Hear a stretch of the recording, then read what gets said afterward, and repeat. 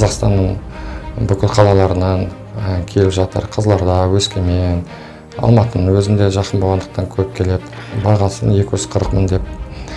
Бізде мен өзімнің кабинетімде 33 мың алдық. Жалпы пациенттеріңіз бәрі риза. Осы уақытқа шейін ешқандай асқыну болған жоқ. Болмай-ақ та қойсын.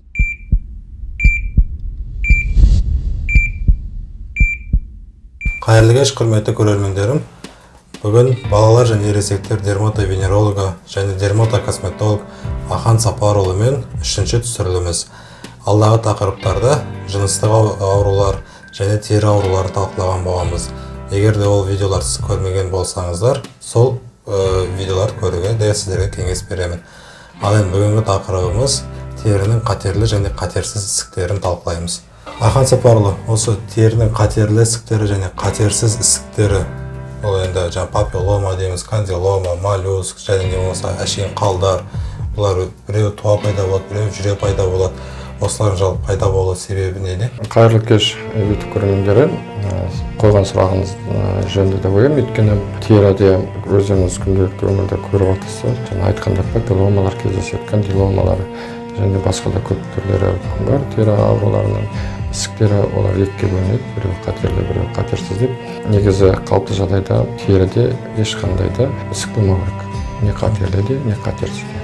Сондықтан бұл деген сөз терінің қандай да бір патология алып келуі деп түсінуге болады. Сондықтан да осындай теріде қандай да бір ісік пайда болатын болса, қатерлі ме, қатерсіз бе, дерматологқа, косметологқа емес, көрермендер тек дерматологқа қаралғандарыңыз дұрыс. Одан кейін егер де қандай да бір өзгеріс болып, мысалы дерматолог көріп, өзінің алдын ала диагнозын қойып, клиникалық диагнозды қояр алдында, егер онкологтың қарауы қажет болатын болса, онкологқа жібереді. Егер онкологтың қарауы жоқ болатын болса, өзінің клиникалық диагнозын қойып, бұл қатерлі және қатерсіз ісіктерді алып тастау туралы өзі шешім қабылдайды. Енді бұл терідегі осы пайда болған папилломалар және қалдар адамға ешқандай ауру, қышу сезімін тудырмаса да, адам бетінде орналасады, кейбіреу кішкене бір ыңғайсыздық сезімін тудырады да, ал адамдар оны алып тастайын десе, көбісінде түсінік қалыптасқан. Бұған тиетін болса, бұны алып тастайтын болса, бұны жұлып тастайтын болса, ол ары қарай қатерлі ісікке немесе ракқа айналып кетуі мүмкін деп. Осы рас па? Көп адам осылай қабылдайды менің ойымша. Өте дұрыс сұрақ туралы айтқым келіп отырған. Кез келген теріде пайда болған ісіктерді өз уақытысында алып тастаған дұрыс. Алу жолдары бойынша қазір төменірек айтып түсіндіріп өтем. Қалыпты жағдайда және тағы да айтып өтем, қалыпты жағдайда болмайды. Не папиллома, не кандилома. Бұның пайда болу себебі вирус папиллома человека дейді. Адам папилломасын туғызатын вирус қанда болады, оның бірінші типтері бар. Папилломаның өзінің бірінші тип бар, соның 11 мен 12-сі ғана қатерлі болады, қалғандар қатерсіз. Сондықтан өз уақытысында алып тастаған дұрыс. Кандиломанда болсын, папилломанда болсын, және басқа да ісіктер болса алып тастаған дұрыс. 11 мен 12-сі деген не? Типтер. Папилломаның өзінің типтері болады. Әр папилломаның жаңағы туғызатын вирустар болады. Сондықтан сол типке бөлінеді олар. 11 мен 12-сі ғана қатерлі, қалғандары қатерсіз. Олар визуалды түрде анықтауға болады, көруге болады.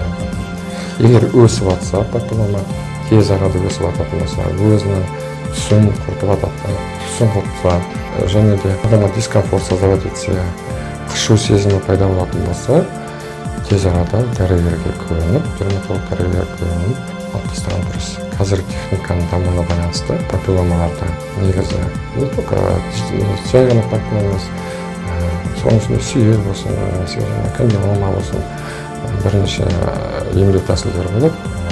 Бірінші консервативті емдеу деп аталады. Ол жай ғана медикаменттермен және местный лечение орында емдеу ерітінділермен. Екінші кредиструкция, сұйық азотпен емдеу.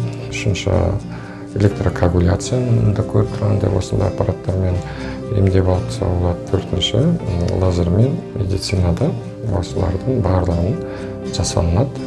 Жасар алдында пациентпен ақылдасамыз, емдеу жолын анықтаймыз. Пациент өзі қалайды қай жолды, сол жол бойынша алып тастайтын ісіктер болатын болса аламыз. Егер онкологтың қосымша нұсқау керек болса онкологқа жібереміз. Ахан Сапарұлы, осы адамдар бетіне бір қандай да қал шықса, сүйел шықса, қандай да бір қатерлі немесе қатерсіз ісіктер шықса, соны алып тастауға, жұлып тастауға, барып алдыруға қорқатын себебі, оны алдарса қатерлі ісікке айналып кетуі мүмкін деп ойлайды. Осы қаншалықты рас? Кез келген теріде пайда болған ісіктер болатын болса, қатерлі және қатерсіз, оны арнайы мамандандырылған дәрігерлер, дерматолог пен онкологтар анықтайды. Көрермендерге және барлық халыққа айтқым келетін, қорықпаңыздар, аурудың алдын алған дұрыс, асқындырғаннан гөрі. Сондықтан да қатерсіз ісіктерді дәрігерлер анықтайды, бізде де өзіміз анықтаймыз. Осы жерде Мақпал медицина орталығында дер кезінде алып тастаған дұрыс.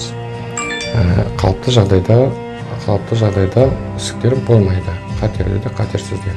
Сондықтан ол патология болып есептелгендіктен алып тастаған дұрыс. Неге десеңіздер, қатерсіз ісіктерді олар жаңа кандилома, папиллома, жаңағы сүйел, тағы да басқа невустар өте көп, оларды айта берсеңіз, бұлар егер өз уақытында алмасаңыздар, қандай да шеттен келген драматикалық факторлар әсерлері болатын болса, және де күн сәулесі, фиолетовый сәуле деп аталады, түсетін болса, қалыпты жағдайдағы қатерсіз ісіктер кез келген жағдайда қатерлі ісікке айналып кетуі мүмкін. Сондықтан да барлығыңызға айтарым, қандай да бір ісік болатын болса, тез арада дерматологтың кеңесіне келгендеріңіз дұрыс. Алып тастаған дұрыс. Қорықпаңыздар. Қорқатын ештеңе жоқ. Жалпы былайша айтқанда, бұл дәрі-дәрмекпен емес, тек қана алып тастаумен емделеді. Жаңағы айтып кеткен әдістер 5 жолымыз бойынша, 4 әдіс бойынша емделеді. Бұл енді бәріне емес, папилломаға қатысты, сүйелге, кандиломаға, қалған ісіктерде тек қана алып тастау керек болады. Резекция жасап, мысалы хирургиялық жолмен, электрокабуляциямен, лазермен немесе сұйық азоттың көмегімен. Енді мына папиллома мен кандилома түсінікті болды деп ойлаймын. Келесі контагиозный моллюс жайлы айтсақ, бұл жалпы неден пайда болады және қалай емделеді? Контагиозный моллюск өзі алтыға айтып тұрғандай, контакт, вирустық ауру, көбінесе негізгі жұғу жолдары бассейндегі судан жұғады. Көбінесе балдар ауырады, жасқа байланыссыз. Бірінші судан адамға жұғады, одан адамнан адамға жұға бастайды. Вирус дегендіктен сондықтан тез тарқайды. Өте жиі кездесетін аурудың бірі. Науқастар көбісі қаралған кезде денесінен осы папиллоздық контагиозный моллюскіні көрген кезде сүйелдеп қалады. Қаралған кезде біздерге денеме сүйел қаптап кетті деп сондай шағымдармен келіп жатады. Негізгі ауру контагиозный моллюск, вирустық ауру өте қатты жұғады. Бұны негізі емдеген дұрыс, өйткені тез шашырайды денесіне. Кез келген жерге шыға бастайды, бүкіл денеге шығады. Сондықтан бұның емінде өзінің бірнеше тәсілдері бар. Бірінші консервативтік ем, екінші кредиструкция, азотпен күйдіру, сұйық азотпен, одан кейін лазермен, электрокабуляциямен және де механикалық жұлып алу тәсілдерін қолдануға болады. Жақсы. Келесі, бұл да көп жағдайда кездесетін сүйел жайлы айтсақ, сүйел неден пайда болады және қалай кетіреді бұны?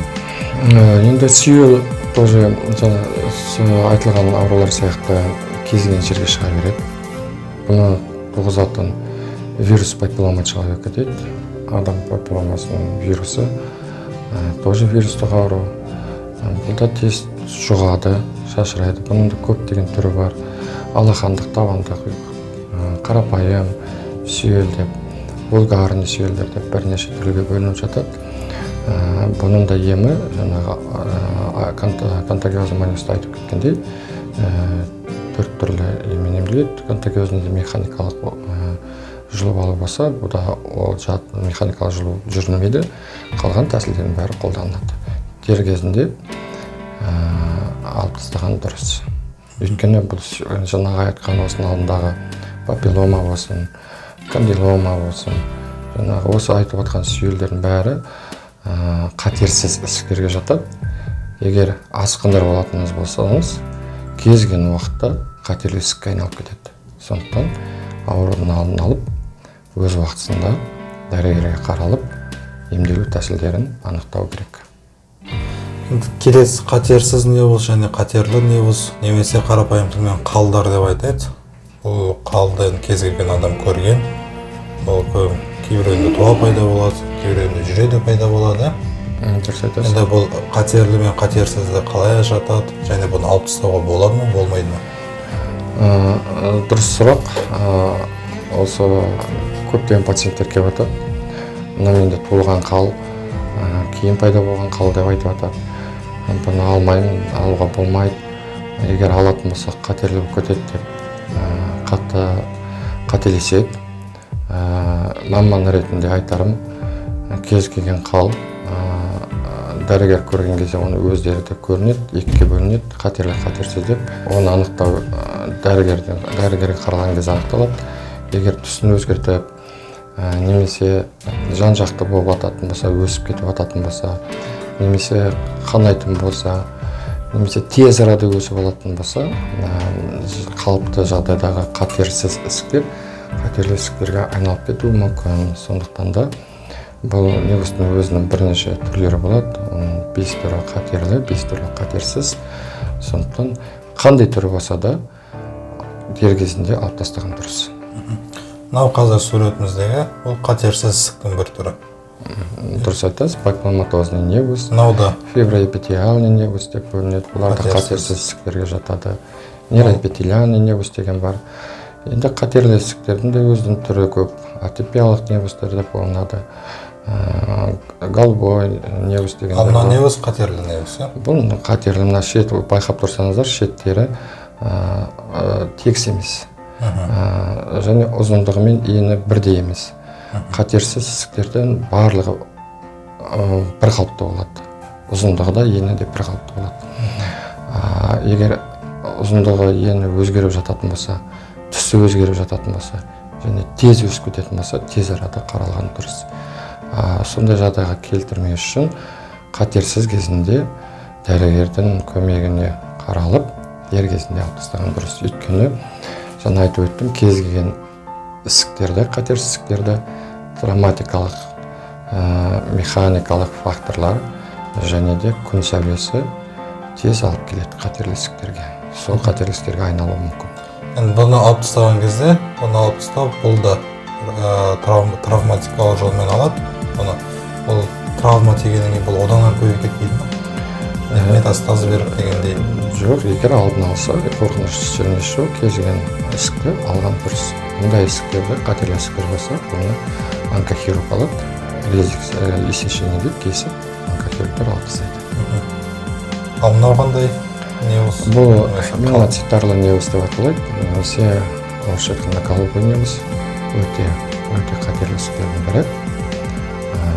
Бұл ісіктерді, жаңа айтқандай, бұнда егер науқаста өз анықталып жататын болса, тез арада онкологтың көмегіне шұғылдануы қажет. Ахан Сапаров, сізге үлкен рахмет. Егер де көрермендерімізде осындай проблема болып жатса, олар сізге келуге сіздің қандай артықшылығыңыз бар басқа дерматовенерологтардан? Енді 25 жыл стаждан бөлек. Өте қиын сұрақ. Кез келген адам енді өзін мақтамайды ғой.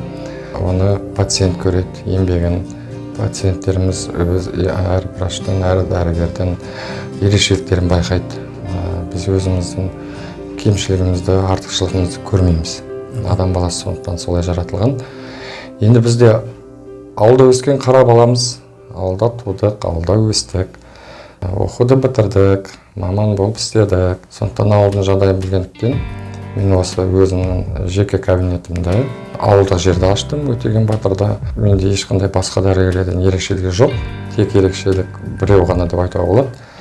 Енді қазіргі уақыт көп нәрседе финансқа келіп тіркеледі. Басқа бағаларға қарағанда, мысалы осы айтылған ісіктерді алу, және алғаш көмек көрсетіп, және емдеуге барлығына кепілдік береміз. Сол барлық тәсілдерді, медицинаның дамыған тәсілдерін бәрін қолданамыз. Бағасы айта кететін болсақ, енді біреуге қызық, біреуге қызық емес. Бағасы өте төмен деп айтсақ та болады. Мысал ретінде Қазақстанның бүкіл қалаларынан келіп жатыр. Қызылорда, Өскемен, Алматының өзінде жақын болғандықтан көп келеді. Бір мысал ретінде айтатын болсақ, жақын арада бір пациент келді Алматыдан кандиломамен. Бағасын 240 мың деп. Бізде, мен өзімнің кабинетімде 33 мың алдық. Мысалы, ол өтірік емес, рас. Сондықтан ауылдық жерде халық үшін қызмет еткеннен кейін біздің пациенттеріміз науқасынан айырылып жатса, оларға жеңілдік болып жатса, өзіміздің алған бүкіл білімімізді соларға арнап атсақ, одан артық ештеңе керек емес деп ойлаймын. Сіздерге де көп рахмет. Шақырғандарыңызға халық үшін, науқастар үшін қызмет етеміз. Жалпы пациенттеріңіз бәрі риза. Осы уақытқа шейін ешқандай асқыну болған жоқ, болмай-ақ та қойсын. Медицина қолдан келгеннің бәрін жасаймыз. Осы уақытқа шейін болған жоқ, и болмауға тырыстырамыз. Жақсы, рахмет сұхбатыңызға. Сіздерге де рахмет, сау болыңыздар. Жақсы, қош, сау болыңыздар. Және де подписаться деген батырманы басып, колокольчикті басуды ұмытпаңыздар.